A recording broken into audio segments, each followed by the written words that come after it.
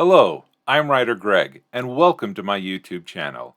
Today, I will be sharing with you how I created my very first emote for Twitch.tv. I used the free and open-sourced Inkscape vector editor to create my emote. The software is freely available at inkscape.org. The second thing that I used is I used Stefan Kunz grid builder and letter builder templates that are also available for a wide variety of illustration products. While not specifically marketed for use in Inkscape, I was able to find within the bundles some SVG files that I was able to use to, I thought, a great effect. I am not affiliated with Stefan Kunz, nor do I receive any benefit from this. I'm just a user that was excited to have found and used the product, and the opinions expressed in here are solely my own, and I have no affiliation with Stefan Kunz, but I'm glad to be able to share something really cool that I found online. Going over to Inkscape, I started out with my square template, and dragging and dropping from the grid builder, I was able to add these grids. And I used this cinematic scope one and then this flowing arch. Now I didn't use the full grid because I only needed to have a couple of the letters filled out. I did put the opacity down so that I could be able to build on top of that. Then after that, I added the letters, and as you can see, the letters come out in this square shape that we have here. However, I did want to have them fill in based on the template.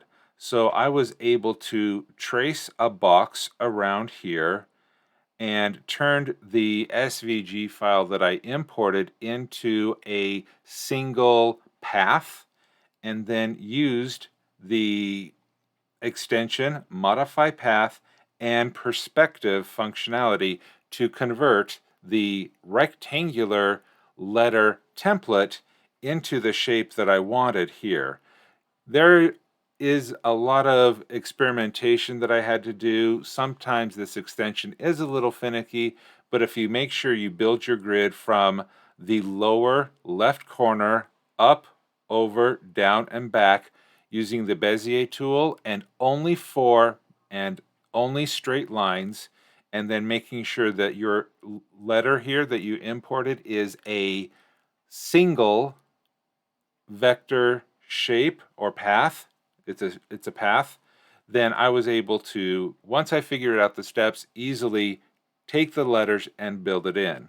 And I also was able to use, I was also able to add the templates, there we go, using a slightly thinner font for the lemon that goes across the top. Okay. After that, I was able to add a standard sans serif font and transformed and resized it to more closely match what I wanted to have at the end product and make it easier for me to edit. Using the Edit Paths node, I came in here, and let me unlock the RAID. I went in here, and using that, I was able to then transform them by moving the nodes back and forth to match the template. The resulting is the grid is the letters that you found here. Now I made these letters slightly bigger originally, but when I wanted to add some more elements, I was able to easily shrink them down using the transform tools. There's the node path that I was able to edit, but also using the transform tools to move the items around and to reshape them. The reason I reshaped them is because I wanted to add a burst behind it, and then I was able to hide all of the extra work that I did, and now I have my final emote. The reason why I like using the Inkscape program for creating my emote was because of the easy ability it was to export the file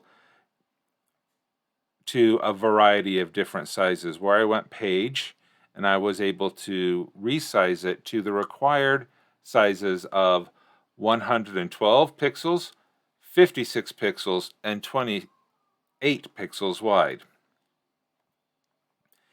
And when you're drawing an emote, you need to make sure that you continually check what will it look like at a smaller size. And so when we're at the 112 pixel size, it still looks pretty good and readable. But more importantly, when you shrink down to the extremely small 28 pixels, you're still able to read what it says.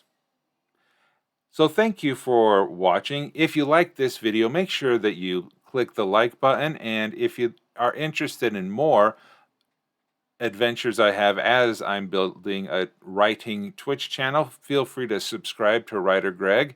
If you want to join me for writing sprints, world building, and being creative without a safety net, come follow me live on twitch.tv/WriterGreg, where we are creative without a safety net. Thanks for joining, and have a great day, and goodbye.